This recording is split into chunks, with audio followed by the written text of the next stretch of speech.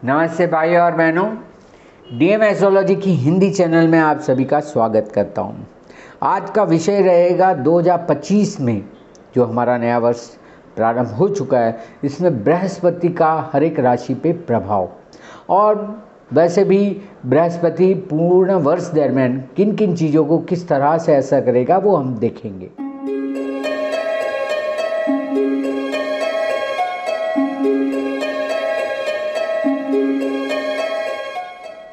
आइए तो देखते हैं बृहस्पति, देवगुरु बृहस्पति का पूर्ण वर्ष 2025 में आपको कैसा परिणाम मिलेगा। व्यक्तिगत, सामाजिक तौर पे, आर्थिक, क्योंकि गुरु का ये प्रभाव है। गुरु ज़्यादातर आर्थिक बाबतों पे, धन के बाबतों पे, परिवार संबंध जो है हमारे, लग्न जीवन है, बच्चे हैं, भाग्य है, धर्म है, हमारी मान्यता है, हमारा जो सोशल, हमारा जो सामाजिक सर्कल है, मित्र लोग हैं, और इससे भी बड़ा हमारा एक उद्देश्य जो दूसरों का भला करना होता है, वो भी गुरु के अंदर आता है। गुरु को वैसे हम कहते हैं कि जो ड्यूटी बाउंड है, जो अपना फर्ज निभाना, ये गुरु को आता है। इसलिए मैंने एक वीडियो भी किया है कि जुपिटर एज अ ड्यूटी। सो जिस भाव में होता है उस तरह से आपका ड्यूटी दिलाता है। आप देख लीजिए, दूसरे, पाँचवें, सातवें, नौवें और 11वें भाव में यह आपको आपका फ़र्ज सिखाता है। परिवार और पैसे से फ़र्ज, संतानों से और पूर्व पुण्य से आपका फ़र्ज, पूर्व जन्म के रिलेशन से, अब पति पत्नी से एक दूसरे के प्रति जो फ़र्ज रहता है, धर्म के प्रति जो आपका फ़र्ज है, और समाज के प्रति आपका जो फ़र्ज है वो 11वां भाव। इस तरह से गुरु छोटे से करता है। पहले तो जानते हैं कि बृहस्पति महाराज जो है वो कब राशि परिवर्तन करने वाले, कब कहाँ रहने वाले। सो पूर्णतः देखेंगे तो आधा आधा समय है। पिछले साल 1 मई 2024 को गुरु महाराज वृषभ राशि में प्रवेश कर चुके थे। इस साल वो गुरु साल के प्रारंभ में ही वक्री बैठे हैं और फिर मार्गी होंगे, इसके ऊपर भी वीडियो बनेगा। और बराबर 15 मई 2025 को गुरु महाराज जो है, बृहस्पति जी है, वो मिथुन राशि में प्रवेश करेंगे। तो इस तरह से आप देखें तो पूर्ण आधा आधा है। 15 मई मतलब आप समझ सकते हैं कि आधा वर्ष पूर्ण हो जाता है। सो आधा समय आपका वो वृषभ राशि में रहेगा, चल रहा है, और बाद में वो मिथुन राशि में प्रवेश करेगा। अब हम दोनों का प्रभाव 2025 में कैसा रहेगा, क्योंकि बराबर आधा आधा है। अब ऐसा नहीं कह सकते कि ये 60, ये 40, ये 30, ये 70। पूर्णतः आप अगर कहें तो भी आप 50 to 48% पे भी जा सकते, या 50-50 मानेंगे तो भी कोई गलत नहीं। तो वर्ष के आरंभ के 6 महीने मोटा मोटी आपका वृषभ का रहेगा, और उसके बाद जो 6 महीने रहेंगे वहाँ पे वो मिथुन का रहेगा। पहले जानते हैं कि बृहस्पति का वृषभ राशि में क्या क्या प्रभाव है। तो जब से ये वृषभ राशि में बृहस्पति जी महाराज है, तब से ये वित्तीय स्थिरता, मतलब कि फाइनेंशियल स्टेबिलिटी देता है, भौतिक प्रगति देता है, और मूल्यों पर ध्यान देता है। सो आपके अंदर ये सारी चीज़ों में परिवर्तन आता है। ये निवेश, जिसे हम इन्वेस्टमेंट कहते हैं, निवेश है, संसाधन प्रबंधन है, और जीवन के सुखों की सराहना करने की प्रोत्साहन देता है।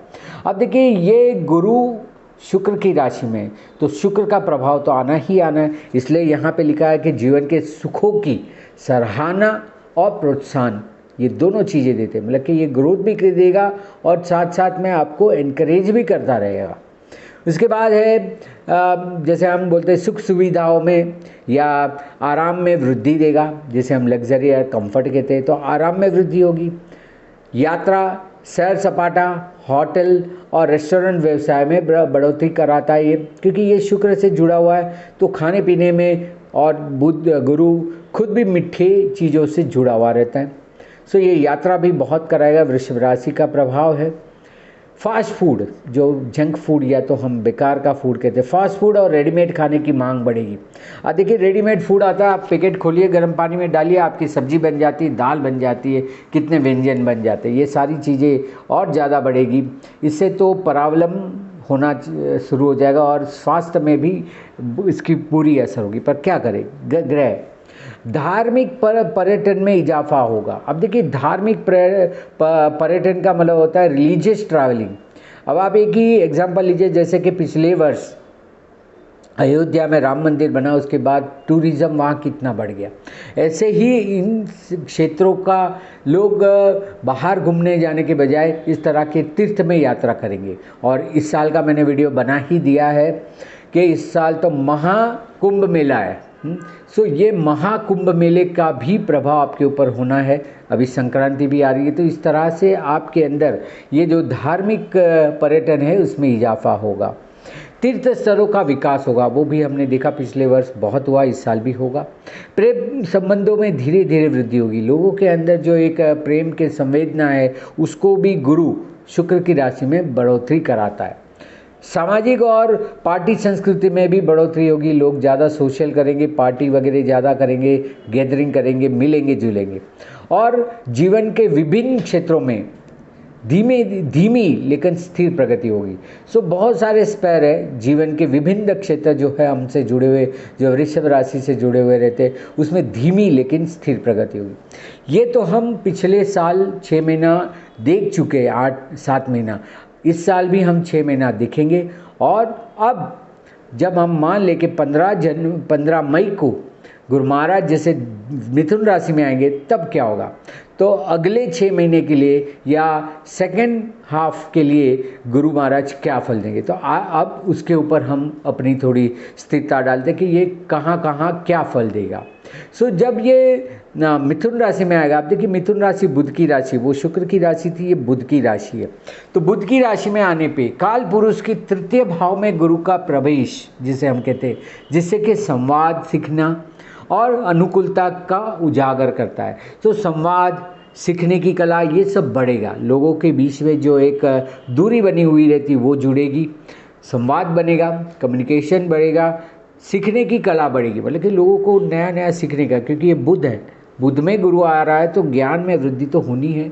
सो ज्ञान वृद्धि होगी, यात्रा और नेटवर्किंग का अवसर प्राप्त होगा, क्योंकि तीसरा भाव है तो यात्रा और पर्यटन तो होगा ही। सो यात्रा, पर्यटन, नेटवर्किंग के अवसर ज़्यादा से ज़्यादा इस साल बढ़ने वाले। नई सोच और बहुमुखी दृष्टिकोण को प्रोत्साहन मिलेगा। अगर आप नई नई चीज़ें, स्किल बेस या अपने अंदर कोई ना कोई टैलेंट रखे हुए हैं तो उसको बाहर निकालिए। ये जो make in India, made in India होता है, इन सभी चीज़ों में आपका योगदान करें। व्यापार के अवसरों में भी वृद्धि होगी। तो व्यापार के जो अलग अलग आपको अवसर मिले उसको ज़रूर देखें और ज़रूर करें। वैश्विक व्यापार और वाणिज्य का विस्तार होगा, ग्लोबली भी इसका इफेक्ट होगा क्योंकि ग्लोबली है। सो वैश्विक व्यापार और वाणिज्य का भी इस समय पे विस्तार होगा। ऑनलाइन बिक्री और इस तरह की रणनीतियों का भी विकास होगा। सो ऑनलाइन जो लोग हैं, जो जैसे स्विगी वगैरह या तो बहुत सारी साइटें हैं जो ऑनलाइन बिज़नेस करती है, वो ऑनलाइन बिज़नेस वाले भी जो है उनमें भी काफ़ी बढ़ोतरी होगी, उनको भी बड़ा बिज़नेस इस साल मिलने वाला है। नई व्यापार नीतियों को लागू किया जाएगा। वर्ल्ड वाइड नए नए व्यापार के नियम को बनाया जाएगा। हम सब इंतज़ार कर रहे हैं अमेरिका में ट्रंप जो व्यापार नीति बनाएंगे उसी के हिसाब से ग्लोबली सबके ऊपर इसका इफेक्ट होने वाला है। तो नई व्यापार नीतियों को लागू किया जाएगा इस समय पे। और व्यापार में स्वस्थ प्रतिस्पर्धा बढ़ेगी, मतलब कि हेल्दी कंपटीशन बढ़ेगी, कि लोग एक दूसरे को देख के मोटिवेट होंगे और अपने को और ज़्यादा तेज करने की कोशिश करेंगे। तो यह 2 तरीके के परिणाम हमने देखे कि गुरु महाराज की वृषभ राशि में भ्रमण के दरम्यान और गुरु महाराज के मिथुन राशि के भ्रमण के दरम्यान कैसे अलग अलग क्षेत्रों पे ये प्रभाव करेगा। ये तो हमने सामान्यतः लोगों से जुड़ी हुई चीज़ें देखी। अब व्यक्तिगत रूप पे हर एक राशियों को इसका क्या फल होगा। मेष से मीन राशि की बात करेंगे तो पहले जो 6 महीने होंगे, मतलब कि 15 मई तक का होगा, वो वृषभ राशि का चरण होगा। और दूसरा जो, जब मैं दूसरा बोलूँ या सेकेंड हाफ है, वो मिथुन का चरण होगा। तो वही मेष राशि के लिए ये दूसरे और तीसरे भाव की बात है। जब वो वृषभ राशि में रहेगा तो उनके लिए, मेष राशि वालों के लिए दूसरे भाव में है। तो वृषभ के चरण में उनकी आय और सुरक्षा बढ़ेगी, मतलब कि पैसे भी बढ़ेंगे और पैसे को सुरक्षित करने की नीतियाँ बढ़ेगी। लोगों के साथ, अपने परिवारजनों के साथ समय अच्छा निकालेंगे और ज़्यादा से ज़्यादा लोगों से जुड़ने की कोशिश करेंगे, अपने परिवार लोगों से। सो धन से और परिवार से जो मुख्यतः उनका फोकस होगा वो पहले 6 महीने होगा। उसके बाद जब मिथुन में आएगा, मिथुन के चरण में होगा, तो तृतीय भाव को ये बढ़ाएगा, तो सीखने की और नेटवर्किंग पर ध्यान आ जाएगा, कम्युनिकेशन बढ़ेगा, एक दूसरे के साथ संवाद बढ़ेगा, छोटी मोटी ट्रैवलिंग भी बढ़ेगी और लोगों के साथ, आसपास के लोग जिसको हम पड़ोसी कहते हैं उसके साथ भी व्यवहार थोड़े अच्छे होंगे। बात करें वृषभ राशि वालों के लिए, तो उनके लिए तो पहले अभी लग्न में ही चल रहा है और उसके बाद दूसरे भाव में जाएगा। तो वृषभ राशि वालों के लिए वृषभ के चरण, जो कि उनका खुद भी राशि भी है, तो वो उनको निजी तौर पे फायदा दे रहा है। तो वो व्यक्तिगत विकास और आत्मविश्वास में बढ़ोतरी करता है, अपने लिए जो भी डेवलप करना है उसके लिए एक बहुत अच्छा अवसर प्रदान करता है। सो वृषभ के चरण में आपके लिए काफ़ी अच्छे अपॉर्चुनिटी और काफ़ी अच्छी चीज़ें बनी। अब जब मिथुन राशि में आएगा तो वो आपके दूसरे भाव को असर करेगा। तो मिथुन के चरण में वित्तीय प्रगति और भौतिक लाभों पे ध्यान केंद्रित होगा। अब क्या होगा कि उसके बाद आपकी ज़्यादा से ज़्यादा प्रगति जो है या ज़्यादा से ज़्यादा आपका स्पेयर है वो आपका उस तरफ जाना चालू हो जाएगा। सो इस तरह से इस मेष राशि वाले के लिए दूसरा और तीसरा ये दोनों अच्छा था। ऐसा वृषभ राशि के लिए पहला तो चरण खुद का ही लग्न है, दूसरे चरण में आर्थिक विकास के ऊपर ध्यान जाएगा क्योंकि दूसरे भाव में जाएगा। बोलने चलने की चीज़ों में भी परिवर्तन आएगा, लोगों के साथ, अपने परिवारजनों के साथ ज़्यादा से ज़्यादा कनेक्टिविटी बढ़ाने का भी ये एक अवसर है। तो मिथुन के चरण में इनके लिए वित्तीय प्रगति और भौतिक लाभों के लिए उनका ध्यान ज़्यादा से ज़्यादा केंद्रित रहेगा। उसके बाद बात करते हैं मिथुन राशि वालों के लिए, तो ये पहला जो चरण है वो उनके 12वें भाव में गुरु है वृषभ राशि में, उसके बाद लग्न में आएंगे। तो मिथुन वालों के लिए वृषभ चरण में आत्मनिरीक्षण और आध्यात्मिक प्रगति का समय है, क्योंकि 12वां भाव गुरु जब जाता है तो वो आपको मोक्ष मार्गी करवा देता है, बहुत सारी रीति रिवाजों में लगा देता है। ये समय में कुछ आर्थिक खर्च भी करवाता है परिवार वालों के लिए, जैसे शादी ब्याह हो गई या परिवार के लिए ही कोई ना कोई खर्च आपने कर दिया। तो ये मिथुन वाले के लिए पहला जो फेस है वृषभ का 15 मई तक का, उस समय में आत्मनिरीक्षण और आध्यात्मिक प्रगति का समय है। और जैसे गुरु महाराज पहले भाव में आ जाएंगे, मतलब कि जैमिनी में मिथुन राशि में ही आ जाएंगे 15 मई के बाद, तब मिथुन चरण में इनको करिश्मा, व्यक्तिगत अवसरों और आत्मविश्वास में वृद्धि करेगा। अंदर से ही कोई एक टैलेंट, करिश्मा उनके अंदर बाहर आएगा और अपने आप में विकास करना चालू करेंगे, क्योंकि अंदर तो चले ही गए थे, भीतर तो देख लिया, अब उसको बाहर निकालेंगे। सो मिथुन वालों के लिए भी ये कुछ अच्छा है। हाँ, हालांकि थोड़ा खर्च ज़्यादा हो गया है, वो अब काबू में रहेगा। वही कर्क वालों के लिए बात करें तो ये 11वें और 12वें भाव की बात होगी। अभी 11वें भाव में है, फिर 12वें भाव में होगा। तो 11वें भाव में वृषभ के चरण में 15 मई तक जब तक है तो तब तक मित्रता को संभालिए, सामाजिक संबंधों को और मजबूत बनाइए, अपनी इच्छाओं को पूर्ण करें और ज़्यादा से ज़्यादा सामाजिक कार्यों में जुड़े रहें। उसके बाद जब 12वें भाव में जाएगा तो आपको आपके व्यक्तिगत विकास के ऊपर ध्यान देना पड़ेगा। तो मिथुन का चरण जब चालू होगा 15 मई के बाद, तब आध्यात्मिक गतिविधियां और आत्मनिरीक्षण पर जोर दीजिए। अपने आप में क्या बढ़ोतरी करनी है, क्या इंप्रूवमेंट करना है, उसके ऊपर आत्मनिरीक्षण करें उस समय पे। तो कर्क वालों के लिए दूसरा फेज है, वो थोड़ा खर्च वाला रहेगा। वहीं सिंह राशि वालों के लिए बात करें तो ये अभी 10वें भाव में है, फिर 11वें भाव में आएगा। तो सिंह राशि वालों के लिए वृषभ चरण जो 15 मई तक है, तब तक करियर में काफ़ी अच्छा उन्नति देगी और उपलब्धि मिलेगी, नाम प्रतिष्ठा मिलेगा, लोग जानेंगे, आप नए कार्य में जुड़ेंगे और आपसे अधिक दूसरों को भी कार्य में लाभ होगा, क्योंकि 10वें भाव में।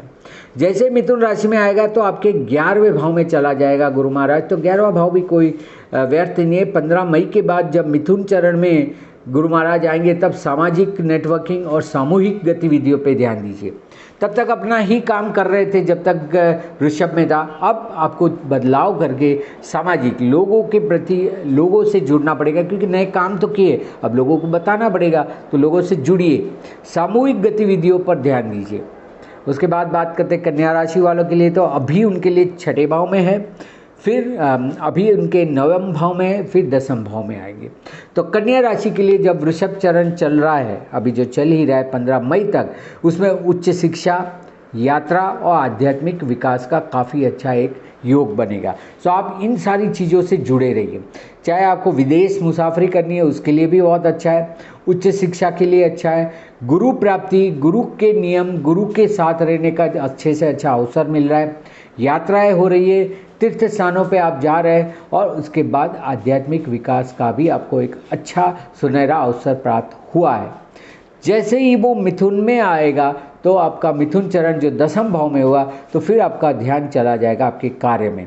तो करियर में प्रगति के अवसर प्राप्त होने लगेंगे, ज़्यादा से ज़्यादा लोगों से जुड़ेंगे, अपने कार्य पे लक्ष्य देना चालू करेंगे और ज़्यादा से ज़्यादा कार्य करके नाम पाएंगे।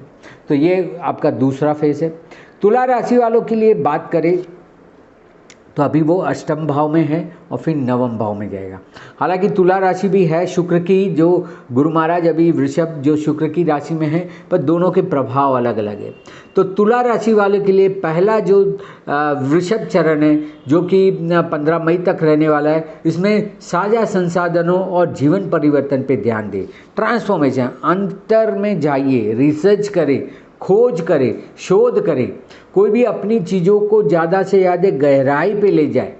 ये पहले चरण 15 मई तक तुला राशि वालों को ये कार्य करना है। और जैसे समय बदलेगा 15 मई के बाद, धीरे धीरे जब मिथुन में चला जाएगा गुरु महाराज, तब शिक्षा और रोमांचक गतिविधियों पे आपका असर होगा, तब बहुत खुल के काम करेंगे। अभी जो आपको भीतर जाके कार्य करना है, उसके बाद खुल के कार्य करना पड़ेगा तुला राशि वाले के लिए, और बहुत अच्छा परिणाम और अच्छे अवसर भी प्राप्त होंगे। वही बात करें वृश्चिक राशि वालों के लिए, तो अभी 7वें भाव में है, उसके बाद 8वें भाव में गुरु आएगा। तो 7वें भाव में गुरु महाराज की जब तक है वृषभ चरण में, तब तक साझेदारी और रिश्तेदारों में सामंजस्यता बनाए रखिए। मतलब कि अपने साथ जो लोग जुड़े हुए, पार्टनरशिप या योग बनाए हुए, उनके साथ अच्छे से जुड़े रहिए। लोग आपको अच्छी तरह से देख रहे, ऑब्जर्व कर रहे और आपको एक्सेप्ट भी कर रहे वृश्चिक वालों के लिए, क्योंकि जब तक वृषभ का है बराबर सामने है, तो लोगों की दृष्टि में आप है तो अच्छे से अच्छे रहिए। ज़्यादा से ज़्यादा पार्टनरशिप है, लग्न जीवन में जो कुछ मन मोटाव है तो उसको दूर करने का प्रयास करें। और जब दूसरा चरण आएगा, जब मिथुन राशि में गुरु महाराज जाएंगे दूसरे चरण में 15 मई के बाद, तब संयुक्त वित्त और गहरे भावनात्मक संबंधों पर ध्यान दीजिए, क्योंकि गुरु महाराज सीधा दूसरे भाव के ऊपर असर कर देगा, अपनी ही राशि को देखेगा। तो जब मिथुन का चरण आए, तब संयुक्त वित्त, मतलब कि जो भी करे वो जुड़ के करे, अपने परिवार वालों से, पार्टनर से जुड़ के काम करना चालू करे, और गहरे भावनात्मक संबंध पे ध्यान दीजिए। मतलब कि डीप रूटेड रिलेशन है, उसके ऊपर थोड़ी गहराई करिए, थोड़ा अपने आप को शोध में रखें। इसके बाद बात करते हैं धनु राशि वालों के लिए। तो धनु राशि के लिए इस समय पे पहले वो रहेगा 6ठे भाव में, उसके बाद ये 7वें भाव में जाएगा। तो 6ठे भाव में वृषभ के चरण में 15 मई तक धनु राशि वालों के लिए अपने स्वास्थ्य को बहुत ज़्यादा संभालना है, दिनचर्या पे ध्यान देना है, और कार्य जीवन में संतुलनता बनाए रखना है। कार्य भी करना है और जीवन में भी बराबर से इम्प्रूवमेंट लाना है। सो इस साल आपको पूरा ही स्वास्थ्य के ऊपर कार्य करना है, स्वास्थ्य को रेगुलर करना है। कोई बीमारी वगैरह से पीड़ित है तो उसमें कैसे इलाज हो, उपचार हो और उससे निजात पाए, वो आपको करना है। और अपनी दिनचर्या को अच्छे से बना लीजिए। कोई नई दिनचर्या बनानी है तो उसके ऊपर भी अभी पहले 6 महीने में काम कर लीजिए 15 मई तक, और कार्य और जीवन वो दोनों में संतुलनता बनाए रखें। जैसे ही वो मिथुन राशि में आएगा, वो आपके 7वें भाव में प्रवेश कर लेगा, तब आपको चाहिए मन चाहे ऐसी अनुकूल वातावरण निर्माण होना चालू हो जाएगा। तो आपके लिए धनु राशि के लिए 15 मई के बाद जब मिथुन चरण में आएगा, तो रिश्ते और साझेदारी में प्रगति देगा। जो भी आपके लग्न जीवन के संबंध है उसमें भी बढ़ोतरी होगी, पार्टनरशिप बढ़ेंगे और बहुत सारे लोगों से आप जुड़ेंगी। लोग आपको अच्छी तरह से ऑब्जर्व करेंगे और आपके अंदर क्या खूबी खामी है उसको भी देखेंगे। तो अपने आप को अच्छे से इम्प्रूव करके रखिए। वही बात मकर राशि वालों के लिए करें तो ये 5वें और 6ठे भाव की बात है। पहले वृषभ चरण में ये 5वें भाव में रहेगा 15 मई तक। तो 15 मई तक वृषभ चरण में आपके लिए रचनात्मकता और शौक, जो आपके खुद के शौक है उसको बढ़ाएगा, रोमांटिक गतिविधियों को बढ़ाएगा, उच्च अभ्यास के ऊपर आपका लक्ष्य ले जाएगा। और यदि संतान प्राप्ति करना चाहते, संतान के बारे में कुछ निर्णय लेना चाहते, तो उसके लिए भी वो एक अच्छा अवसर प्राप्त करवाएगा। पहले 6 महीने के अंदर ही संतानों के बाबत अगर कोई निर्णय लेना है, संतान करना नहीं करना है, या संतानों के बारे में कोई प्रश्न है, उसका हल चाहिए, तो वो पहले 6 महीने में कर ले। जैसे दूसरा स्पेयर चालू होगा आपके लिए, तब वो छठे भाव में चला जाएगा, मिथुन चरण में। तो मिथुन चरण में 15 मई के बाद आपको स्वास्थ्य और कार्य क्षमता में सुधार करना पड़ेगा, अपने आप को इम्प्रूव करके रखना पड़ेगा, और बीमारियों से जितना हो सके उतना बाहर निकलना पड़ेगा। आपके स्वास्थ्य के बारे में आपको ध्यान देना पड़ेगा। वही बात करें कुंभ राशि वालों के लिए, तो ये कुंभ राशि वालों के लिए चौथे और 5वें भाव का भ्रमण होगा, काफ़ी अच्छा रहेगा, क्योंकि चौथा भाव भी अच्छा होता है जो अभी चल रहा है। तो जब ये वृषभ का चरण होगा 15 मई तक, जब कुंभ वालों के लिए चतुर्थ भाव से गुरु महाराज का भ्रमण हो रहा है, तो घर, परिवार और भावनात्मक स्थिरता पर ध्यान दीजिए। और साथ साथ में जितने सुख के सामग्री है, जैसे घर है, कार है, ऐसी इसी चीज़ों को आपको बढ़ोतरी देनी है, तो है बड़ा घर लेना है, बड़ी गाड़ी लेनी है, अभ्यास करना है, या तो फिर आपको कोई भी परिवार और घर से संबंधित कोई निर्णय लेना है, तो बड़ा अच्छा अवसर है। इसके बाद कुंभ वालों के लिए ये पंचम भाव में चला जाएगा, ये भी कोई व्यर्थ नहीं है, ये भी एक अच्छा ही अवसर है। तो जब मिथुन राशि में आएगा, दूसरे स्पेयर में जब आएगा मिथुन के चरण में, तब रचनात्मकता और आत्म अभिव्यक्ति में बढ़ोतरी होगी, सेल्फ कॉन्फिडेंस बढ़ेगा, संतानों के बारे में निर्णय लेने के लिए आपके लिए उचित समय यह होगा, और अपने उच्च अभ्यास, प्रेम संबंध, ये सब में भी आपको एक अच्छा परिणाम मिलने के अवसर है। तो बिल्कुल उस समय पे मतलब कि आपको चतुर्थ और पंचम दोनों के लिए विशेष लाभदायक ही है। आखिर में बात करते हैं मीन राशि वालों के लिए। तो मीन राशि वालों के लिए ये उनकी राशि का स्वामी भी है मीन राशि का, और पहले वो तीसरे भाव में चलेगा और उसके बाद चतुर्थ भाव में आएगा। तो मीन राशि वाले के लिए वृषभ चरण जो कि 15 मई तक रहे, उस समय में सीखने के लिए अच्छा है, संवाद करने के लिए और स्थानीय भागीदारी करने के लिए अच्छा है, छोटी मोटी ट्रैवलिंग करने के लिए ये बहुत ही उचित समय है, ट्रैवलिंग वगैरह करें, नया कुछ कार्य करना है, कोई इच्छा को जन्म देना है, कोई नई चीज़ सीखनी है, तो इसके लिए बहुत अच्छा समय है। लोगों से जुड़े, आसपास के आपके अड़ोस पड़ोस के लोगों के साथ वार्ता विमर्श करिए, कम्युनिकेशन बढ़ाइए, बहुत अच्छा है। और इसके बाद मिथुन राशि वालों के लिए ये चतुर्थ भाव में गुरु महाराज का प्रवेश होगा, वो भी बड़ा अच्छा होगा। उस मिथुन के चरण में जब 15 मई के बाद आपके लिए घर, परिवार और भावनात्मकता से जुड़ा हुआ होगा, और वो समय बहुत ही अच्छा होगा कि ताकि आप ज़्यादा से ज़्यादा अपने सुख को प्राप्त कर पाएंगे।